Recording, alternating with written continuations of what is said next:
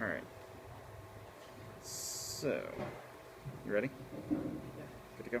Okay. So, Kevin asked me what my talk was about, and I told him it was about prototype.js. But it's actually not. It's about something that's just about as near and dear to my heart, which is shared state. I hate it. So, 3 simple rules for managing shared state. So why do we want to talk about this? First of all, shared state sucks. And when I say it sucks, it's not like, oh, it kind of sucks to deal with it. No, it sucks, capital S, it sucks. It introduces bugs, it's problematic in general. It's a problem. For something that's supposed to be stateless, the web is really, really stateful. As we go along, we continue to introduce more and more state, especially as we do single-page apps. It's just the way that things are. And that leads right into this, SPAs. So, I mean, this is what we're looking at now. So, rule number 1, don't do it. Don't share your state. I mean, right, it's that simple. Write stateless code. Use functional paradigms. So, if you were here in January, you saw me talk about functional programming. This is where to use it. Please, take advantage of it. JavaScript has a bunch of stuff that's built in. It'll give you map, filter, reduce, slice.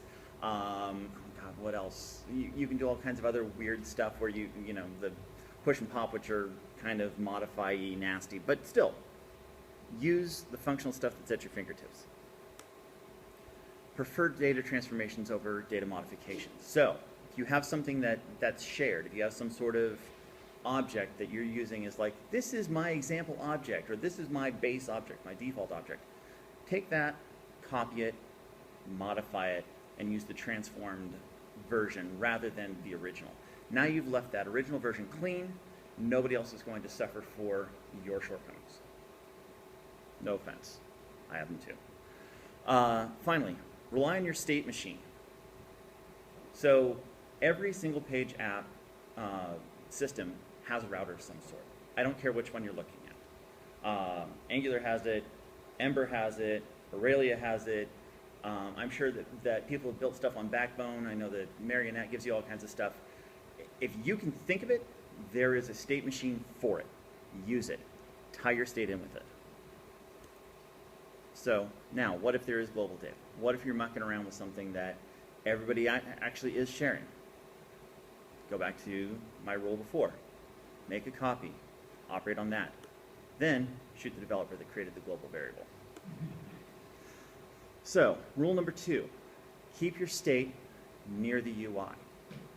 Don't push it back into the bowels of your program and say, oh, well, I've got something back there that, you know, is an object that I'm manipulating. So, you know, now my UI does this. No, don't do that. You can do it in 2 steps. First is modularize your state data. Think about which piece of your state goes with what UI view.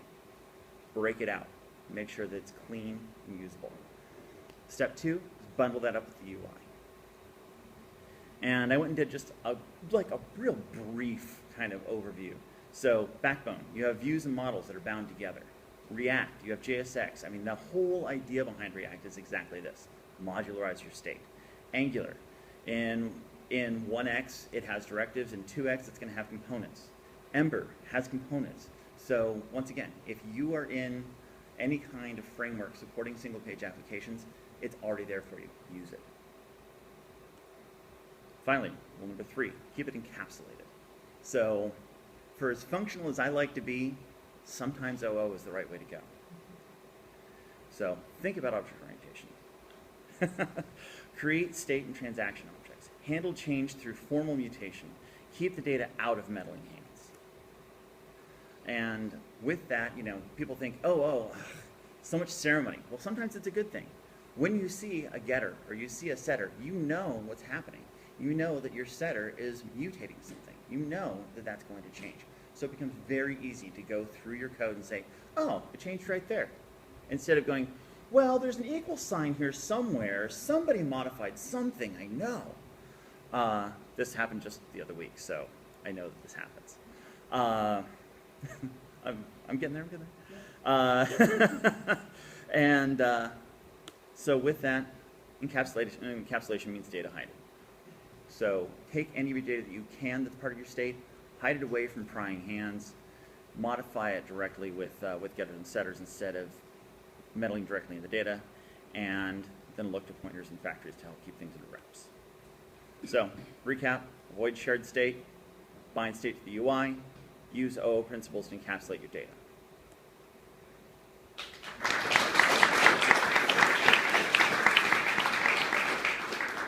Questions?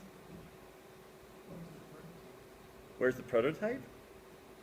Well, I mean, you can have a class. Here, let's see here. What is it? So there's this. Aha! I came prepared. Anybody else?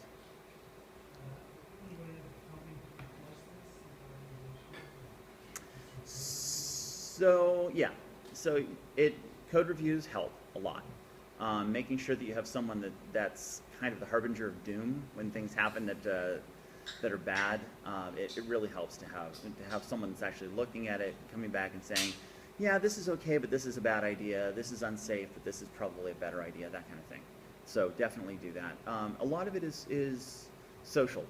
It becomes very difficult to try to do any kind of a technical solution for this. The one solution that I have is look at using OO structures, because then you can actually encapsulate your data, and so it becomes much harder for someone to just go and tinker with it and mess up the state for someone else who's relying on something to be clean.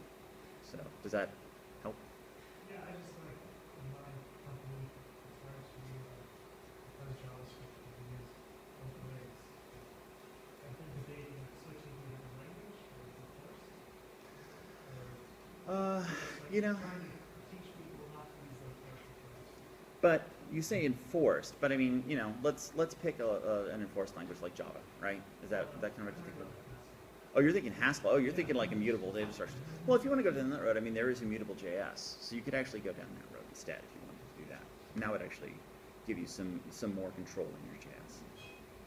So, but yeah, Haskell, I would say. I was asking you, are you successful in forcing? It's an ongoing process. I wouldn't have created a presentation if it was a solved problem for sure. So yeah, it's a challenge for sure. So. You give like a negative example and then maybe a positive example for Sure. So a negative example, I mean that global data is like the most extreme example, and everybody knows that. Oh, well, don't use global variables. Well, people still do it. But more generally, let's say you have some object. We work in Angular in my particular shop. So you'll throw something on the root scope, somebody else will pick it up from the root scope, they'll modify it, put it back on the root scope, somebody else will come along, pick it up off the root scope, modify it, put it back on the root scope, and now you come back around to that page that's relying on it being clean, and it's toast. So, and that actually happened a couple weeks ago. We had somebody that was really hunting around a lot to try to figure that out. And instead, what I've implemented in order to try to mitigate some of that is a transaction object. So every time you want to interact with a transaction, which is basically what we're doing. So you basically have a start, middle, and end of your actual purchase transaction. So there's an object that goes along with that. You say, okay, give me this part of the transaction, and then you muck with that. And if you don't put it back in the transaction, then you just mucked with it there locally, because the transaction will actually copy it and hand it off to you. So we do that kind of thing to make sure that things stay clean unless they're intentionally changed. So there's always a set action that goes along with that when things change. So does that help? Cool. All right. So